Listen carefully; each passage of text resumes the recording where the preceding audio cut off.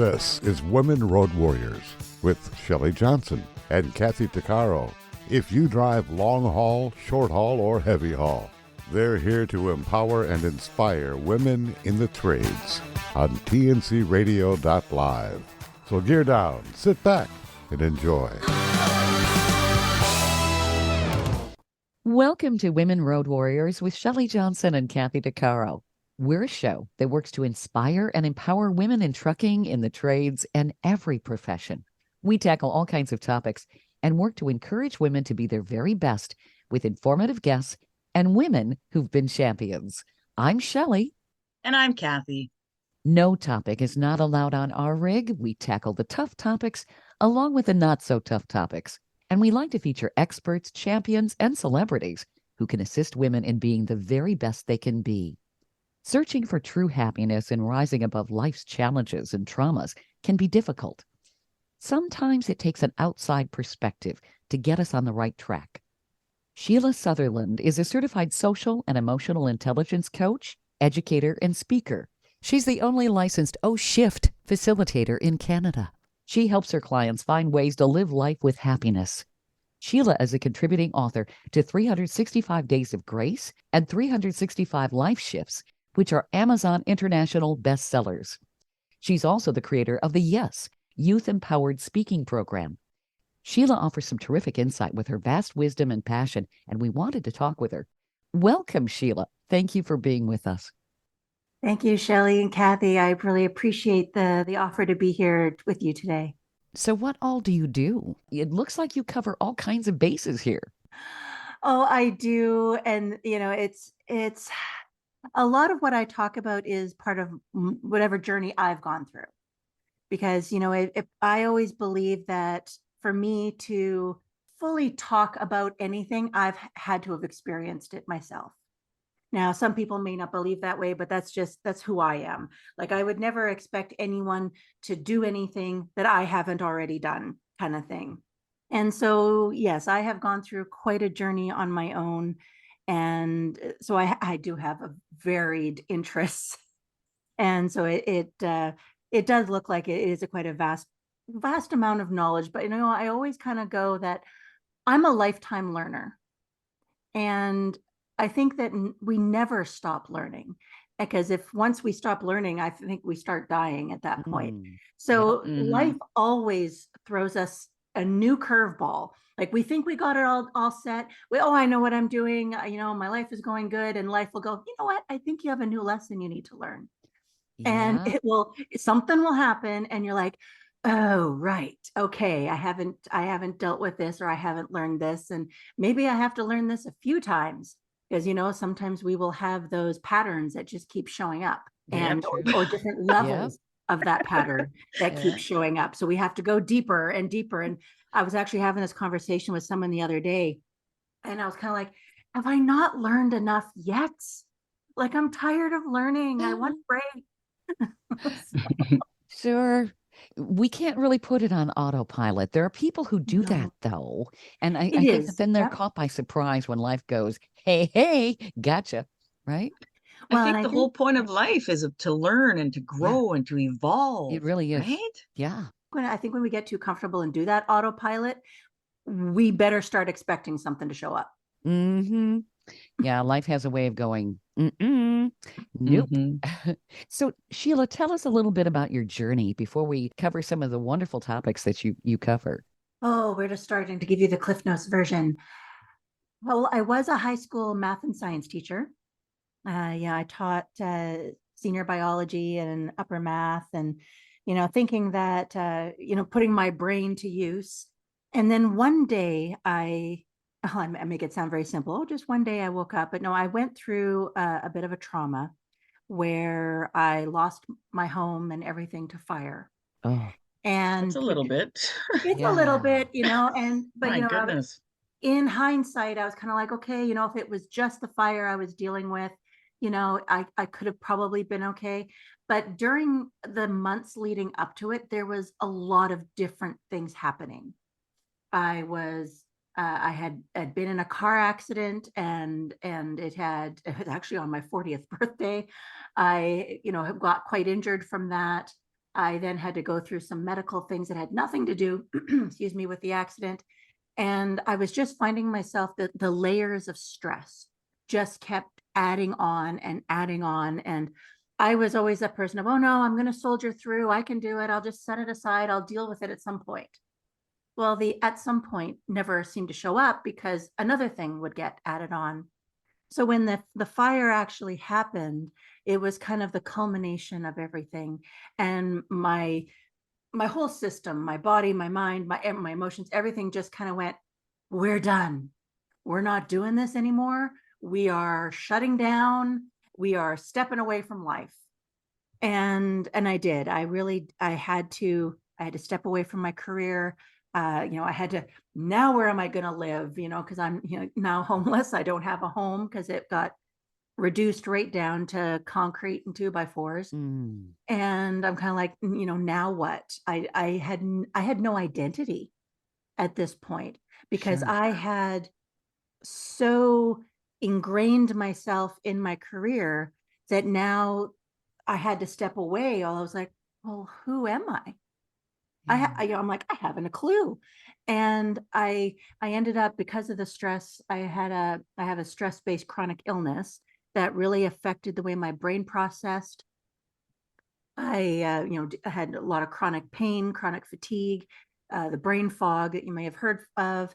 Yeah. And all of a sudden, like I said, I didn't know who this person was. I didn't recognize myself. I didn't do things the same way. I couldn't do things the same way. It was to the point that like my brain function had been altered so much that I couldn't even, what to me felt like coherent sentences. I would think one thing, a different thing would come out of my mouth, and I would be like, oh my God, I've lost everything. My brain and my intelligence was all who I was. And now I didn't have that. Now what am I going to do? And it caused me to spiral into quite a deep depression it's the deepest part probably lasted a good 6 months, where I really don't even have a lot of memory of what happened during that time. I mean, I still had to function. I still had to deal with, all the insurance companies of trying to get my place put back together and whatnot. And that was Right. stressful enough if Oh anyone gosh, ever that's a gone through nightmare. that. Yeah. Mhm. Not a fun time. I wouldn't wish Mm. that on anybody. But then dealing with everything else, I was at my wit's end. But there was just one morning I woke up, because I kept doing what did I do to deserve this? I'm a good person. I always did things for everybody else. Why is this happening to me? Like I just didn't understand. And then one morning it was just like somebody had, flicked that switch. And I realized, oh, wow, the thing that needs to change has to come from me. But what does that mean? And I knew that I was on the right track. I knew that I had to change at that point. I had to stop blaming the outside world for everything that was going on. And I kind of went, okay, I've got to take back control, but I don't know what that looks like. And I don't know what that means. But I know this is what I have to do. So it was kind of like another kind of state of confusion. But I always say it's kind of like that. I don't know if you want to consider it a cliche or not, but it's that saying of when the student is ready, the teacher will appear. Mhm. And it was like all of a sudden, and I don't know how, or maybe I just wasn't paying attention before, but all of a sudden I'm seeing, on social media, on all my news feeds, all the, different types of coaching programs and all these different workshops and all these things that people have gone through. And I went, well, hey, I can see myself in that. And that sounds like I might need that. And so I started doing this whole journey of educating myself from that point, from a different side point, because I'd always heard that this whole thing called personal development existed. I never really paid much attention to it. But now I started paying attention and kind of went, okay, well, what can I do to make myself a better version of me and take control of my life instead of feeling like I was out of control? Because I don't know if anyone has ever experienced that, but when you Oh, yeah. feel like the world is against you and you have no control, Mm-hmm. God, Yeah. that's not a fun place to be. Mm-mm. No, not at Mm-mm. all. Mm-mm. And I had to find a way to take my power back. And and sometimes it's a daily thing, right? Because we give I find as women, especially, we give our power away very easily because Yep. that's kind of in our programming. It You know, is. Yep. whether we look at media, whether it looks like how, how we were brought up, it's just kind of, it's really easy for us to do. So it is a daily conscious decision that I have to make, that, what decisions I'm going to make, what I'm going to allow into my life, what I'm going to, my tolerations that I'm going to deal with each day. Everything's a choice. And sometimes that can be really exhausting, I will admit. It's Oh, change is not easy. no, And it isn't. I will fully admit that. But it's worth it. It is really worth the hard work. And when you can stand up and go, you know what? I did that. I was able to do that. I was able to, walk through that fire or get through whatever that experience is, Yeah. and come out the other side, because you can come out the other side and be stronger. You You have the power to choose how you overcome it, really. exactly. Yeah. But a lot of people will feel like they don't have the choice. Yeah. But let me, if it's the one thing that anyone listening walks away from today, is yes, you do. You do have that choice. Hmm. And I want you to believe that it's in your hands, it's in your power. It may not be easy, but it's worth it. I really believe that your mind is always going to believe everything that you tell it, Oh, whether good or bad, right? So I try to feed it with faith, I try to yeah. feed it with truth, and I most definitely feed myself with love. Yes. Because if I don't have self-love, I don't think I have anything, Yeah. right? And love is the basis of my foundation, and that's what gets me through the obstacles that come my way. Yeah. Right. And Well, yeah, and so many times we look for the outside validation of love. We do. Women especially, I think. Yeah. And again, it's kind of that's what we've seen in the fairy tales and everything growing up, right? And as much as we kind of go, oh, that's just kid stuff, there's a part of it that in our DNA, in the back of our mind, it's still, that programming is running. How true that is. Stay tuned for more of Women Road Warriors coming up. Industry movement Trucking Moves America Forward is telling the story of the industry. Our safety champions, the women of trucking, independent contractors, the next generation of truckers, and more. Help us promote the best of our industry. Share your story and what you love about trucking. Share images of a moment you're proud of. And join us on social media. Learn more at truckingmovesamerica.com. Welcome back to Women Road Warriors with Shelley Johnson and Kathy Tuccaro. Sheila, it's really amazing how we're conditioned. As little girls, we're programmed that there's going to be this wonderful, handsome prince who's going to Yeah. whisk us off and take care of us, right? And wouldn't that be nice if that actually happened? But no, it doesn't. No, what ends up happening is nobody tells you at the end of the story, that horse that you ride off on, we end up cleaning up after that horse, Yes. probably. We do. Yeah, we have to do all the work to keep that horse happy, not to mention the prince. Exactly. Yes. Women multitask all the time. Yes. So, Sheila, you became a certified life and relationship mastery coach, and you covered so many things. I mean, you did a complete pivot. What are some of the things you cover? I see one of them is triumph over trauma. Yeah, and that's where, because through that whole process of the fire and whatnot, I got diagnosed with PTSD. And that's a heavy label to carry. Yep. Because when my doctor first said that, I looked at her and went, isn't that just for first responders? That's like, what does that have to do with me? And it was a process of learning that anytime you feel that your safety is being compromised, you can have a PTSD response. And so it was a little bit of a journey for me in that, of kind of, wrapping my head around, okay, what does this label mean for me?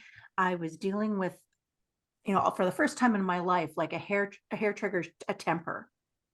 Because I was never one to get angry before, but now with my, whenever I was triggered, I would just go off on whoever or whatever was around me. And I was just like, oh my God, that, this isn't me.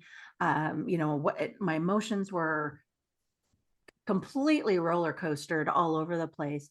And I had to learn some strategies to help me through that. And I definitely don't want to in any way, minimize anybody that is going through PTSD, because there is a lot of different levels. Mm-hmm. So I may sound like I was able, I was able to do it all myself and whatnot. No, I went through, I don't know how many different psychologists, psychiatrists, counselors till I found the right fit. Mm-hmm. And I would say that for anybody, when you're going through something tough, do find somebody who can be your support that's outside of the friends and family, dynamic. You need to have that unbiased voice in there, someone who's going to cheerlead you through whatever you're going through. So it did, and you have to have the right fit with that person. And it did take me a while before I found that person that I did feel that, they kind of understood where I was coming from and where I wanted to go, because I think and this is my own personal opinion, when people are going through some tough stuff and you're going through a depression and, and if you got diagnosed with anything on top of that, a lot of the medical community wants to throw a pill at it. Oh, yes, they do. Yeah. And I knew, like, my intuition at that point told me that was not the right route for me. And I'm going to say that, that's a personal decision that everyone has to make. I just knew it wasn't for me. I had in the past, I had gone through a depression before when I was going through a divorce years earlier. And I remembered how that felt. And I just knew that wasn't for me. It didn't do anything for me. It didn't solve any problems for me. Mm-hmm. And the psychiatrist that I ended up working with, understood that. He's like, yeah, I could write you a prescription. I said, you could, but I'm not going to fill it. So I said, what I want is tangible strategies that will help me move beyond this. I don't want to sit here and rehash everything every day. Yeah. I want to be able to, pull myself up out of this hole that I'm in, but I need strategies and I need you to help me with that. And he honored that. And it was kind of the best, one of the best working relationships I had with a medical professional, because he really did meet me where I was at. And I really respected that in him. And I think from the coaching perspective, that's what I want to do for anyone who works with me, is I want to meet them where you're at. I'm not going to be, judging or saying I have to fit you into this box and you have to do this, this, and this. Let's see what it is, what goal is it that you have? How can I help guide you through that? Sure. And I think that's why when you kind of look at the resume kind of thing, I have a lot of varied interests, because I don't know what everyone's going to come to me with. So I want to know, a lot of different things. Sure. You've got a Because lot in your wheelhouse. Yep. Yeah, because not everyone's going to fit into that a perfect box. Mm-hmm. That's one thing I learned through my journey, is so many times I had to, go and have these evaluations and everything done. And they would say, like, is there anything else you'd like to say in this? And I said, yeah, I said, I'm tired of you guys trying to put me in a box. I said, you're not going to find me on the pages of a textbook. Yep. Life Good for doesn't you. work that way. Mm-hmm. What happened to me could happen to the same person next to me. They're going to have a different response. Oh, sure. I need you to see me for who I am and help me get through what I need to, and to get to the goal where I need to, or where I want to go. And so that was I think probably the hardest part of the journey, is finding my voice and standing up for myself. Sure. This was not something I was used to doing. I think a lot of women, especially because we're caregivers, we just keep trooping along every single day, and we're hit with this and that, and we're just kind of bouncing those balls away, trying to just get through.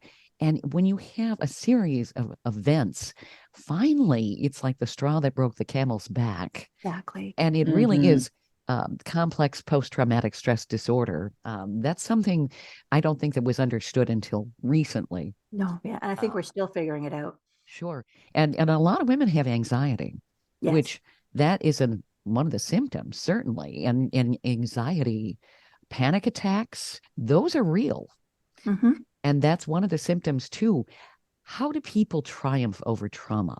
You said that you came up with some sort of a game plan for yourself. Yes. Is there Well, a so specific strategy?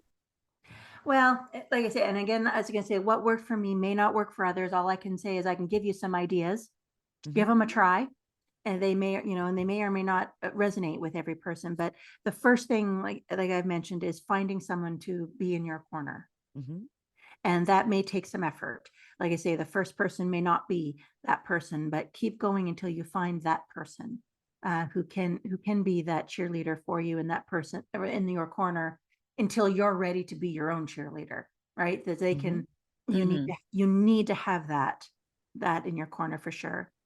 One of the things that I view as one as my foundations through all of this was really learning a practice of gratitude. Yes, I'd gone through some really hard stuff, and it was, I was like, I'm not really grateful for this. But now looking back on it, I am. I actually have a lot of gratitude for the experience that I went through, because it allowed me to grow in a way that I probably never would have otherwise. And I had to start each day with, okay, what is it that I can be grateful for? And some days that was really tough to even find, like, say, three things. But I had to start trying to find something that I could wrap my brain around, so I could start training my brain to start looking for the things that, what, life isn't so bad. And so that I started in doing in that regard. And, after a while, it stopped feeling like a chore. It definitely did at the beginning. Felt like it was like a homework thing I had to check box. But eventually you train your brain to find the things to be grateful for. And eventually you kind of will start moving out of that darkness. Another part that I really I really had to focus on, and I think it was Kathy, you had said it for your base, it was a self-care, where Mhm. self-love definitely is a part of that. Mhm. Self-care for me was something that I never did. I was always take care of everybody else first. Yeah. And that usually meant that there was nothing left for me at the end of the day. And the idea of putting myself first was really hard. Like, it did feel really Yeah. solid. It's Mhm. weird, It I was is. Yeah. nursing for 13 years. My main focus was everybody else. It was really hard when I lost my nursing career, kind of like you, and that whole rechange. I had to step away from life and solely focus on who Kathy was, learning who I was, figuring out, unlearning all the crap that I had been brainwashed into me, and then relearning who I was. What do I like? What don't I like? That focus on myself was so difficult. Yep. But then Yeah. learning that it's okay, that this is supposed to be this way, Yeah. right? Yeah. It But is. And a part of that for me was kind of having, kind of what I call the come to Jesus talk with myself, Mhm. yeah. and being totally, completely honest with myself, because it's really easy to lie to ourselves. Oh Like, boy, do we ever do really. that? Yep. Mhm. And I had to really be honest with, where am I going in my life? What is it that I actually want? What do I, need to change? What am I tolerating that I shouldn't be tolerating? And that's in, relationships, how people are treating you, how you treat yourself. And again, Yeah. this is a daily thing, Sure. because there are days when, I mean, I can just say, just recently, I've kind of been dealing with um, some personal matters, and it's really easy for you to get knocked off stride. And it really it takes some effort to pull yourself back and go, okay, I got to Whew. have that talk with myself again. Yeah. We've been here Many before. times. you Uh-huh. know, Yeah. I it's didn't get kind it of the first, second, or third time. Let's try number four. right. And I actually heard someone refer to it as parenting yourself.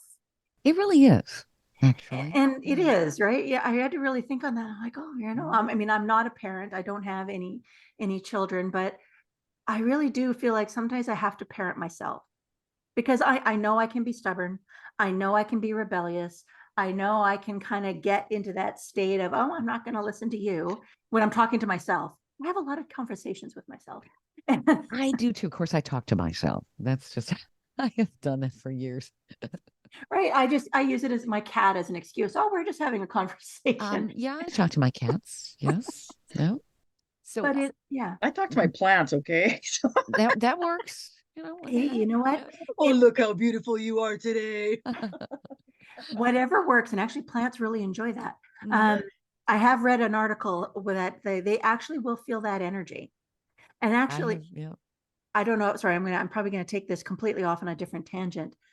I did an experiment on myself during part of this. Because again, with my science background, I love proof. And so a lot of the things that I would be seeing and reading, I'm like, that sounds good, but does it really work? Because I have the skeptical mind. So I had come across this experiment that this gentleman from Japan, it was Dr. Emoto, had done. And he had done a lot of different experiments in regards to water and how your emotions can affect it. And I thought, okay, that sounds kind of cool. So let me I've see. heard about that.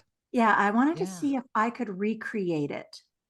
So I found an article that talked about his rice experiment, where he had 3 jars, all prepared the same water in each jar, added some like uncooked rice into the jars, sealed them, and then labeled them in 3 different ways. He had one that was going to be labeled for the positive, one that was going to be labeled for negative, and one that he was just going to ignore. And each day, or several times a day, he would go to the positive jar and, like you were saying with your plants, oh, you're so beautiful today. Look at you. Oh, you're doing so well. Give them all the positive affirmations. He would then go to the negative jar and, what is wrong with you? You should have known better. You look horrible. What is this? Kind of all this negative energy towards it. And then the ignore jar, he would just ignore, not give it any attention whatsoever. And he left it for 30 days to see what would happen. And I did all this. I documented it. I think it's like the one video I have on YouTube. I actually documented everything that I did during this experiment. And I have to say, I was really, really shocked at what my results ended up as, because I really didn't expect anything to change. Mm-hmm. But in the end, my positive jar still kind of looked about the same. The water was still clear. You would still see the rice kernels in the bottom of the jar. There was a little bit of bubbles on the top. You got to expect some oxygen happening in there. Looked really nothing much different happened there. But the negative jar is where my jaw literally fell open. The water turned like neon yellow. And every rice kernel exploded, and it was just this white gooey mass at the bottom of the jar. Wow. And when I looked at the ignored jar, the water had turned very milky, so it was very cloudy. And again, the rice kernels had pretty well disintegrated. Excuse me. And That's dramatic. The purpose, yes, of this whole experiment for him was showing how words affect children. Wow. Because a lot of times we will say things to someone and not really pay attention to how they're going to land. Yeah. And I started looking at that and going, what about the words that we say to ourselves? So how I'm talking to myself is going to affect my water. We know as humans, we're like 70-ish% water. We have a lot of water in ourselves. Mm-hmm. Yep.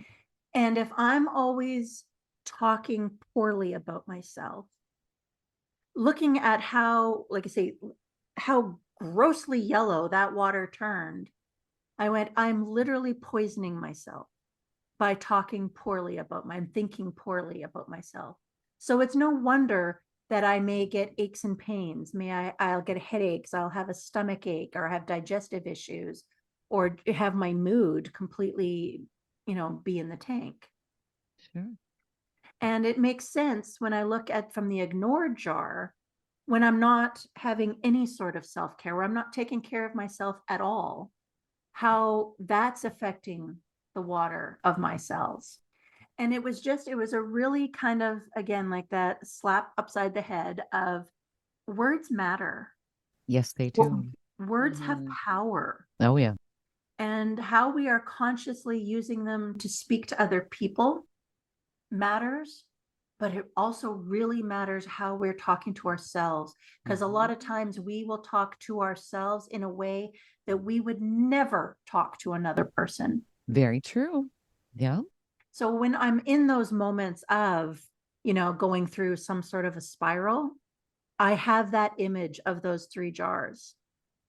And it's, which jar do I want to choose today? Oh, I like that. No And kidding. it just for me, having that visual Mhm. really helped, because I'm a very visual person. And I needed to have that of, oh, right, if I continue down this path, that's what my cells are going to look like. I really don't want that for me. Wow. That's profound. Stay tuned for more of Women Road Warriors coming up.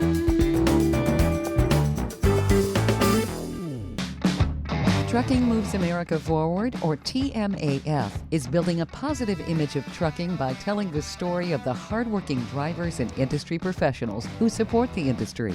And you can be a part of it. Learn more about TMAF and how you can join and be a part of the industry movement working to build a strong image of trucking by visiting TMAF's website at truckingmovesamerica.com. You can also follow us on Facebook, Twitter, Instagram, and our latest channel, TikTok. Welcome back to Women Road Warriors with Shelley Johnson and Kathy Tuccaro. So, Sheila, you have something called the 7 Pillars of True Self-Care. Yeah. What are those? Well, for those, so the what I have them kind of split into 4 and 3. So the 4 is our inner world. So that's going to be our physical, our mental, our emotional, our spiritual. I think in a lot of times when people think about self-care, we tend to really focus on the physical, right? Because that's the tangible, that's what we can see. So we're eating well, we're getting our sleep, we're getting our exercise, or, we're doing those things. But I have found that if we don't take care of the kind of like the rooms of a house, if you don't take care of the rest of the rooms, they all kind of bleed into the physical. And that's where we could be doing all the right things, but still not be healthy. We could be doing all the right things, but still not be happy. And I think, and that's where we have to look at which room of my house am I not taking care of? How am I taking care of myself mentally?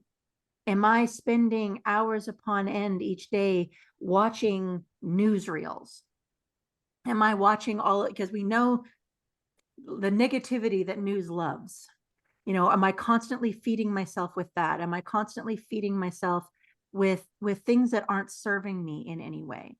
Am I constantly surrounding myself with people who are constantly gossiping and nagging and complaining all day? That's not helping me mentally. Emotionally, am I taking care of my emotions? Am I allowing myself to express my emotions? Because again, a lot of times as women, we're told we're too sensitive, or we're overly sensitive, or, oh, we cry too much. So we start to push a lot of our emotions down, and we're not, honoring what we're actually feeling in that moment. Well, that to me, in a way, is, again, we end up poisoning ourselves by doing that, because it will come out at some point. So am I honoring my emotion? Am I allowing myself to feel all the feelings? Because we're feeling them for a reason. There's either a message or a lesson in behind every emotion that we go through. And we're not meant to be happy 100% of the time. Nobody is. I don't even think like Gandhi ever was. Yeah. No, we are a full spectrum emotional being, and we have every single emotion that we go through is valid. And I would really love for people to, to be able to recognize that emotions aren't so much positive and negative, they're just emotions. And to sit back, take a breath and kind of go, okay, what is it that I need to pay attention to right now? Where that's part of your emotional self-care. In regards to spirituality, this can be quite broad, right? Because some people may identify as being quite religious, some people may be spiritual, some people may think they have no belief system whatsoever. Spirituality is quite a gamut of different things. So it's whatever you define it as for you. And spending some time doing that, whether it is in prayer, whether it isn't going to church, whether it is a meditative yoga type practice that you have, maybe just being out in nature is a spiritual experience for you. But it's knowing that you are part of something greater and feeling that you are, again, a part of something. It's not just you. You're not alone. You're not an island onto yourself. You're actually connected to this grand universe in some way. So it's finding a way to work that kind of a practice into your life. And when in saying all this too, I will say you don't have to hit all 7 of these every single day, because that's a lot. Sure. It's just knowing that you are touching on it and that you are caring for yourself in each way. So the physical, the mental, the emotional, the spiritual, to me, those are the inside pillars. The outside pillars are going to be, there's the social pillar. And I think this one took a big hit during COVID, right? Because we were isolated a lot of times, and we lost that having the social connection that we had, that we so need as humans. And again, it's looking at, who am I surrounding myself with? Are these people that when I'm with them lift me up? Or are these people that after I'm with them, I feel like I'm lower than I was before? Yeah. So it's really evaluating who it is that we share our energy with. Another one is going to be around our career. A lot of times when whatever career that we're in, we think of it, oh, it's just a job, it pays the bills. But we have to, or you want to have kind of say almost like a relationship with whatever that is I'm trying to think of how to put this in a way that it doesn't feel like it's a chore. You want to nurture your time in whatever your career is. Maybe this career that you're in, you don't feel it's in alignment with where you are. Maybe you are doing your career because it was what you were told you had to do. It was what was expected of you, because a lot of times parents will say, well, I want you to become the doctor, the lawyer, the whatever, to carry on the family business or something, but it doesn't resonate for you.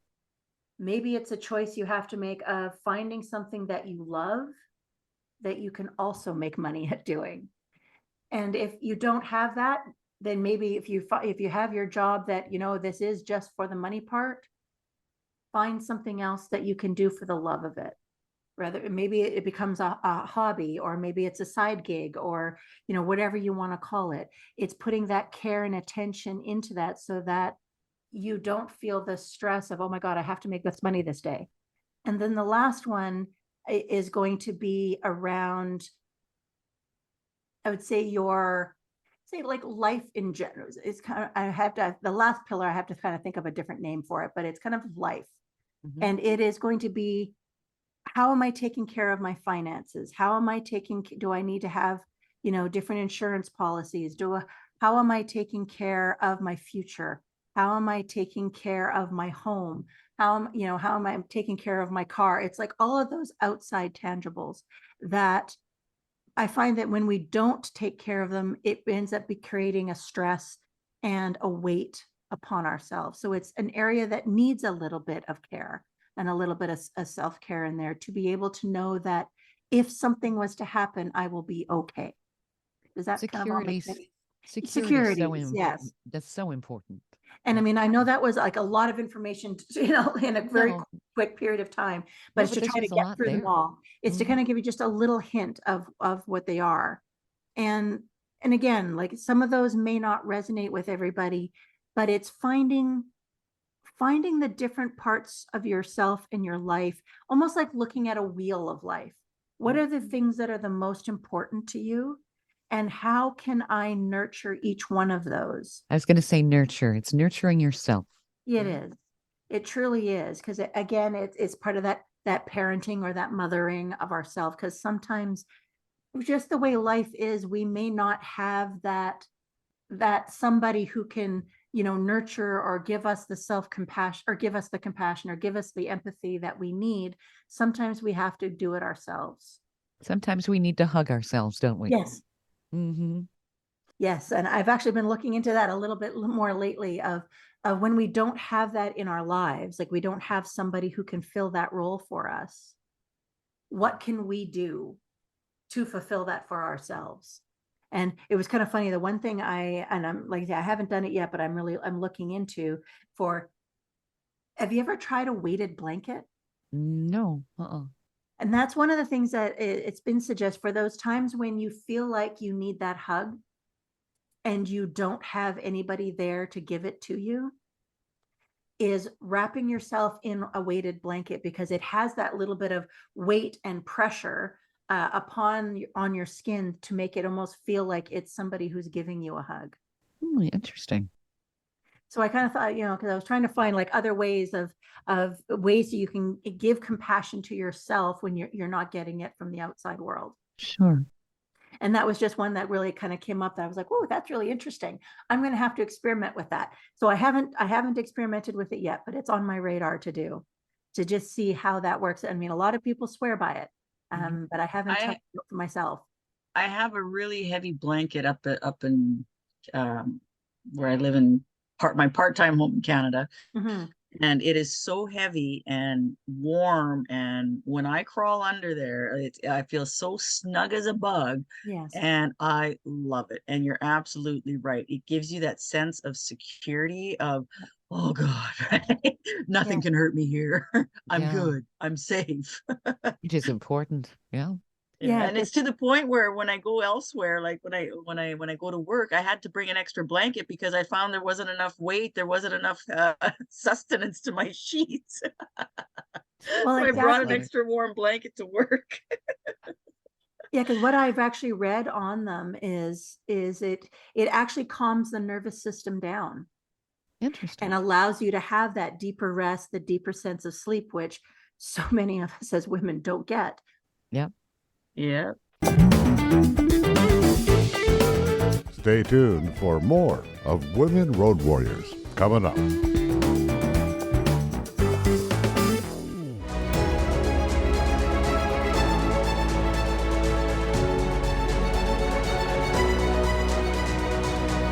Kathy Tuccaro is nothing short of amazing. She not only drives the world's biggest truck as a heavy equipment operator in northern Alberta, Canada. She's an international motivational speaker and the author of Dream Big, an autobiography about overcoming a lifetime of trauma and abuse that led to dreams of success. Kathy inspires people the world over to change their lives and improve their self-worth. Her book will change your life. She's passionate about personal growth and believes anyone can change their circumstances and overcome their obstacles if they believe in themselves. Her life will amaze you and seriously inspire you. Be sure to order a copy of her book, Dream Big, on Amazon.com.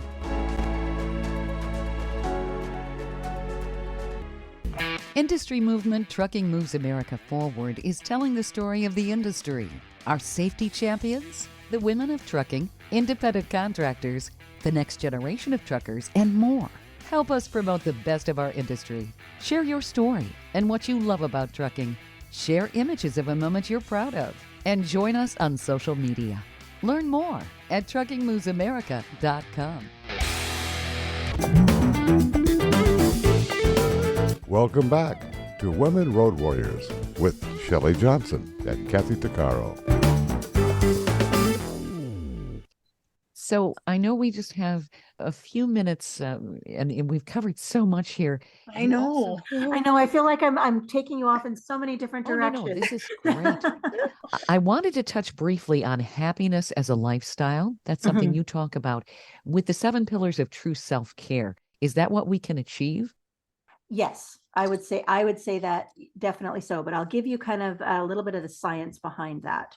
And one thing that everybody can do, and I hope it's still out there, I haven't checked recently, there was a documentary on Netflix that was just called Happy. And its photo was a bunch of like little I think blue smiley faces with one yellow like smiley face ball in the middle. So that's, you'll know if you get the right one. They talk about the science of happiness.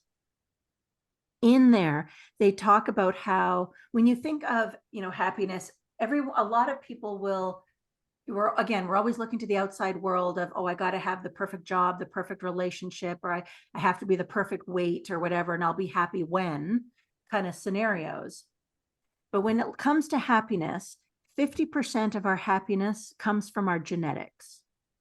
So there are just some people out there who are more predisposed to be happy than others. So we have to look at where our genetics fall in there. Not everyone gets the full 50%, but we look at our family's dynamic from that. So 50% of our personal happiness comes from whatever's going, like from whatever genes you are made of. 10% of our happiness comes from circumstance. So this is our jobs, our relationships, our homes, what we have, what we can buy, what we can do, kind of thing. So, but we find that more people put almost 100% of their focus on this 10%. Because that's what we see in a lot of the media. They'll be, oh, think how happy you're going to be when you're on this cruise, or think how happy you're going to be when you can drive this sports car. Or, again, a lot of the movies of how happy you're going to be when you have this perfect relationship, and this is what that relationship is going to look like.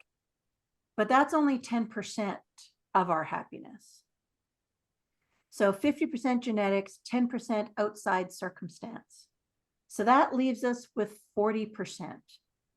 40% of our happiness is within our power. It is our intentional choices and intentional behavior that we do each day. So you may not have won the genetics lottery to have, say, the perfect genetics in regards to happiness, but 40% of your overall happiness is within your control every day. It's within the choices that you make each day. And when we realize that we have that 40%, we can do whatever we want of that 40% each day. That is where we take happiness as a lifestyle. Happiness as just an emotion, that's where we're sitting in that 10%. Where we're basing our happiness on everything that we can get. The lifestyle comes into when I can intentionally create each day in a certain way to make me happy. And each day is going to be different. So it's kind of like each day waking up going, okay, what can I do today to bring joy? Maybe it's starting your day off by turning on your favorite song and just dancing around the house like nobody's watching. That's starting your day with the energy of happiness. Maybe it's getting outside and walking in nature is what truly makes you happy. Go do that. Maybe what truly makes you happy is volunteering, doing things for other people. And there's a lot of science and positive psychology around that. Go find ways that you can volunteer and be of service in your community. Everyone gets to define what that 40% looks like for themselves, but knowing that it's within your power and it's within your choice of what that is. And that's how, when we start exercising that 40% on a consistent basis, we start to see the differences on our overall happiness each day. And maybe you even change the genetic trait of There is being happy. there is a lot of talk of epigenetics. It's not an area I Mhm. know a lot about, but yes, there is. I've seen a lot of people talk about how we can actually change our genetics in a Yeah. lot of ways. It's Mhm. just, it's not something I can, in any way really, give an opinion on, but it sounds really fascinating. You have such profound information here, Sheila, and this is empowering for both men and women, actually. Where do people reach out to you? Do you work with people remotely? I do. It definitely started doing more of that. And again, during COVID, because that's all we could do. And so, yes, I do work with people remotely. The best way to contact me is, if there's anything you want to talk about today, email me. And that's just SheilaHSutherland@gmail.com. Or you can get a hold of me. My biggest platforms that I spend the most time on is either Instagram or Facebook. And you can find me there either under my personal name or under the Reignite Your Purpose. Reignite Your Purpose is your website, correct? Yes, reigniteyourpurpose.com. I love it. That's Me powerful. too. Well, and because again, I felt like that's what I had to do. I had to reignite and find that part of me again to like you say, to get my sense of purpose of life back moving again. I think that's what a lot of people are looking for, especially since the pandemic. I think a lot of people were taken right off their square. Yeah, we lost a lot of ourselves during that time. And I think right now we are it's in a great time of transition. I know there are still a lot of people out there who are still struggling with everything that, that COVID and with the pandemic and everything that caused. And so I know there's a lot of support that still needs to happen out there to kind of bring us back into life again. Thank you so much for all of your insights, Sheila. You have an empowering message for women. This is Yep. terrific. Absolutely. you. Appreciate that. Thank you much. very, very much. You've been listening to Women Road Warriors with Shelley Johnson and Kathy Tuccaro. If you want to be a guest on the show or have a topic or feedback, email us at info@tncradio.live.